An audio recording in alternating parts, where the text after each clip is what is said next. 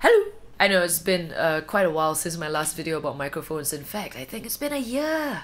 But it's a new year, and one of my resolutions is to, try and post as much videos about microphones, recording, music as much as I can. Actually, it's all just about music. Anything music related, I will try and post up when I get the time. You can see the excuses coming out already. Anyway, I've seen a few people posting questions about how they can set up a little studio thing in their own homes. Well, it's actually not that complicated. And I'm also a very bad liar. Times have changed. In fact, compared to about 10 years ago, getting the right equipment for what you need is really easy. A lot of things have become much cheaper and much more affordable. So you know what? Take advantage of it, record your shit, show it to the world. In fact, there is. There are only 3 things you need to take note of to set up a really basic recording thing at home. So, number 1, microphones. Now, there are 2 kinds of microphones, the dynamics and the condensers. What's the difference? Well, the dynamics are the ones that you see people using when they perform live, and the condensers are the ones you usually see in the studios. So, how do you choose between the 2 of them?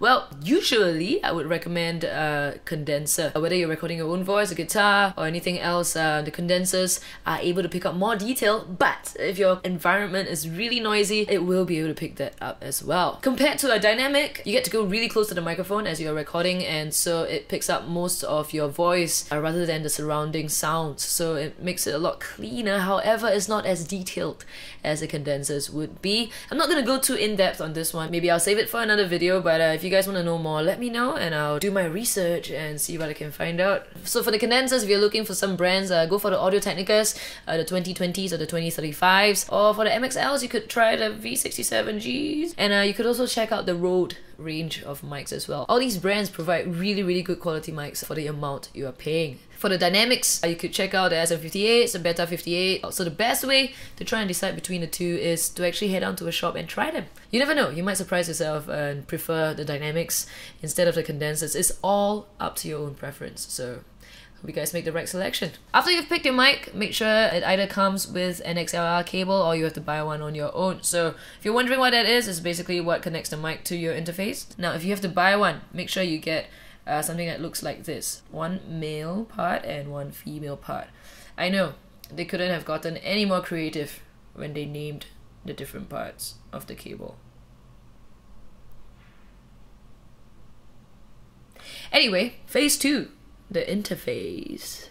The interface is really important because it's what connects your microphone to your computer. Besides it being the middleman, it has a lot of things that can affect how you record as well. There are lots of different models of interfaces out there that you can choose from. I mean, we have Presonus, Focusrite, Steinberg M Audio, and lots of other brands. How do you choose them? Number 1.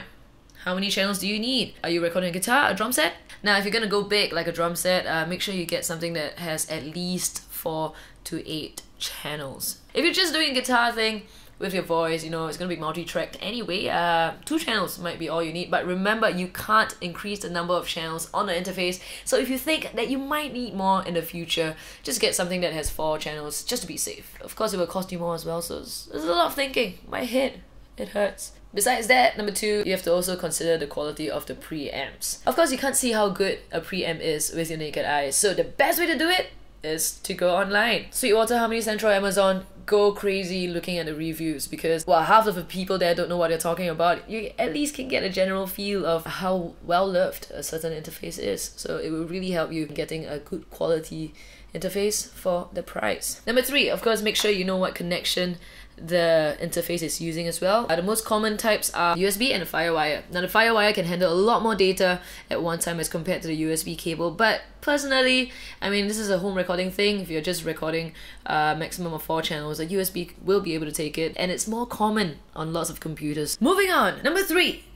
the software. Now you've got it all connected. How do you get the sounds into your computer? Well, what you need is a good multi-track software. So if you have a Mac, you've got GarageBand, it's free. Use it as practice, and if you want to move on from there, you can actually buy other software as well. But if you're a Windows user, I'm not sure what programs they have on there, but you could download a software called Audacity. It's pretty good for a free audio editing software, so you can really try out multi-tracking and whether that's the thing for you or not, so you can actually find out what you need before you purchase a software. But good news! I'm a Pro Tools user, and Pro Tools is coming up with a free version. Finally, you have no idea how much they have gone crazy trying to stop piracy of their software, but right now they've recently announced that they are coming out with a free version. Hey, so it's the Pro Tools first. Go Google it and sign up for their newsletter. There are lots of manuals out there to help you guys out, so just read them and practice multi-tracking, practice mixing your tracks together, and soon enough you will be on your way to an awesome kick-ass demo that will blow people away. In the meantime, have a great rest of February. And guess what? I just released an EP last year. If you guys want to check it out, link is below. It's on iTunes, it's on Spotify, it's on Google Play, it's on a lot of things. Show some love. See you guys.